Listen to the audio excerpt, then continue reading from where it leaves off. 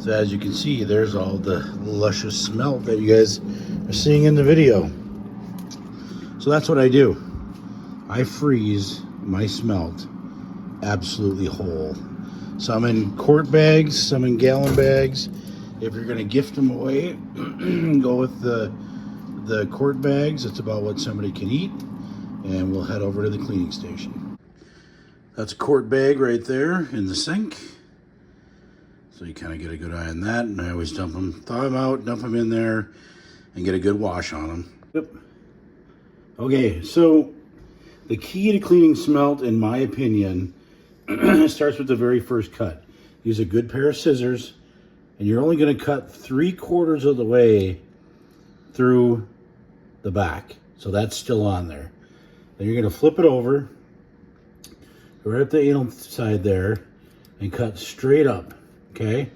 And then when you do this, and you pull the head, because you only went 3/4 of the way through, look at that. Everything comes out.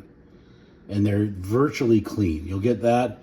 You'll clean that up, and that will go into this side, which I'll wash them later, and then this is your garbage, which I'm just going to start a little pile over there. What we do when we're at the campsite, we have the quickest way. Have 2 people with scissors that are making a cut just like that. Those people sit here, and then that scissors never leaves their hand. And they feed one guy that's just pulling it down and pulling them out. So let me do one more real quick here. So you can see it again. 3/4 of the way through. Flip it over. Go right up the center. Now this is what I would hand to the other person, but in this case I'm doing it myself. And again, you just open it up. They pull right out. That one's a male. Guts there, fish over there. Let's get on to the batter part. Yep, you might not think so, but that, if you can talk your wife into it, if you put that in a purifier and then you actually save it or freeze it, it is actually better than Miracle-Gro. So if you're doing any in-house gardens early in the year, especially around that April time, little of that in your potting soil, a shabam. All right, on to the batter. So personally, there's only one kind of beer I'd use in a batter, Busch Light, just because. Number 2, the batter.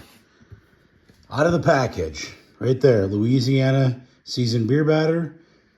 Number 2 would be Captain Andy's beer batter. And number 3 is Shore Lunch beer batter. So this is one of the best, easiest, and quickest to do. And I do jazz it up a little bit on occasion, depending who's eating with me. All right, let's talk about batter a little bit. I just got this stuff mixed up. Number 1, that package will tell you to use a full can of beer. I don't believe that. Depending on the type of beer that you're using, you're going to get a little bit mixed results. I always start with 3/4 of a can. Here's the consistency that I'm looking for. That means it's going to stick, but the excess is going to run off. If you can control that by mixing it like that, you won't have this big fluffy dough ball of a smelt there. Number 2, for everybody that uses a dry mixture, you might be dipping it in eggs or dipping it in something like that. It works. It's all right. It just doesn't stick to smelt very well. So I'm not into it. I think it's a subpar. You're not doing the smelt justice. Number 2, if you can pat dry those smelt at all, they'll be twice as good. Otherwise, that moisture that collects in the bottom will thin up that batter right there, and it's not going to stick when you get to the end. There are some tips. Let's go check this oil. Right there. That's an excellent spice to add to your smelt. Any all-purpose seasoning works. You can make it hotter. You can make it a little spicier, a little lemon pepper does a good thing, but I've just found that a little tagine is the way to go. So this is just the classic stuff. And nobody complains about them being too hot. All right, got my little subpar station going out here. There you go. Have something to put them in. Your batter, your smelt. I'll usually put a good handful of that in there. And I gotta grab this. And again, I'm doing this outside.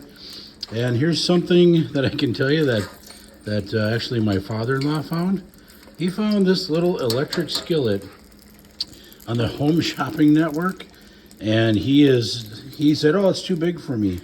This thing heats up so quick and so fast, it's unbelievable. So I'm bringing this thing to my camper. We're gonna do it to it with this thing. So I'm super happy with that. I'm doing it outside because it's gonna smell like fried fish. I got a thermometer. I'm pegged. I'm a little hot right now. Number one thing, super good tip: strike anywhere match. If you put that strike anywhere match inside that dish right there, it will actually ignite at 350 degrees. So that's a good way in case you don't have a thermometer with you, that you can tell what the temperature is. And you can see that piece right there that's my tester piece. So I'm gonna grab this, give her a little spin. Ooh, ooh, ooh, ooh, ooh. Yeah, it's like a little bitty corn dog there, boys and girls. So I'm gonna give that just a hair longer, test my batter and my consistency, and first one's always the hot one. Cook's choice. They're hot. They're good. Go smelting. Good for you. It's that full quart inside here, and this is kind of how I do it. I just start mixing them up like this. Get them good and coated. They sit in there. Yep, I probably had too much batter, but I'm not here to save a buck. Just get them good and covered.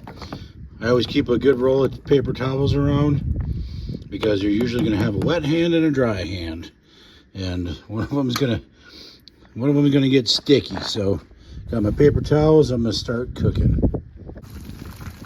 All right, as you can see, I'm laying them in here.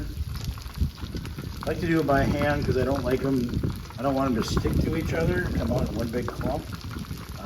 So put that one right there. Just get them spread around and get a good panful. That's why I like to put all these in the same dish. So I'm gonna let one more. Should be able to do these in 2 batches. So I've got a new puppy here, and he's gonna find out really quick how hot oil is. So till then, this is how we're gonna end it. Do you tail or don't tail? Got a little left. Who's still hungry? Thanks for watching.